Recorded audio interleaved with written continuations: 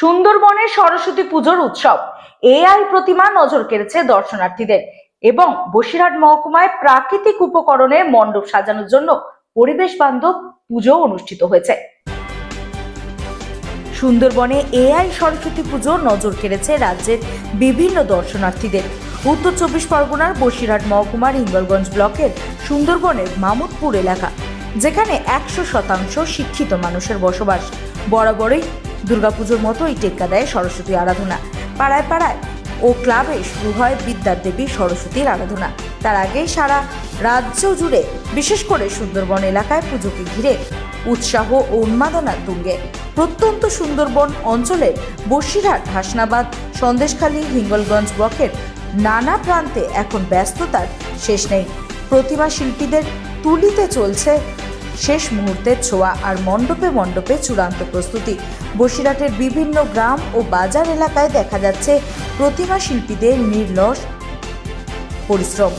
শীতের সকালে কুয়াশা আর রাতে ঠান্ডাকে উপেক্ষা করে দিন রাত এক করে তারা প্রতিমার শেষ রং, চোখ আঁকা ও অলঙ্করণের কাজে মগ্ন। অনেক প্রতিমাতেই ব্যবহার করা হয়েছে পরিবেশ বান্ধব রং ও প্রাকৃতিক উপকরণ, যাতে পুজোর পর পরিবেশের ক্ষতি না হয়। এটাই সুন্দরবনের সরস্বতী পুজোর এক বিশেষ বৈশিষ্ট্য। ব্যুরো রিপোর্ট, রাতের নিউজ নেটওয়ার্ক। একটা আনন্দ, কি বলবেন? খুবই আনন্দ আমাদের।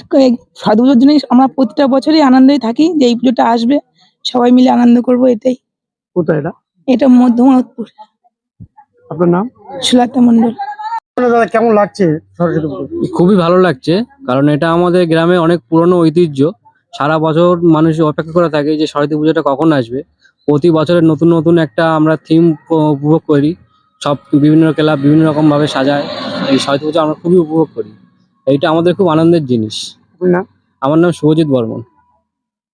আপনি কোথায় কোথায় ঠাকুর বাড়িয়েছে, কি বলবেন? আমি বেশিরভাগ কাজটা করেছি গুজরাট, আর ওই যে আহমেদাবাদ, মহারাষ্ট্র, বম্বে, দিল্লি, আর আর একটা ওই যে কুমোরটুলি, বেলেঘাটা।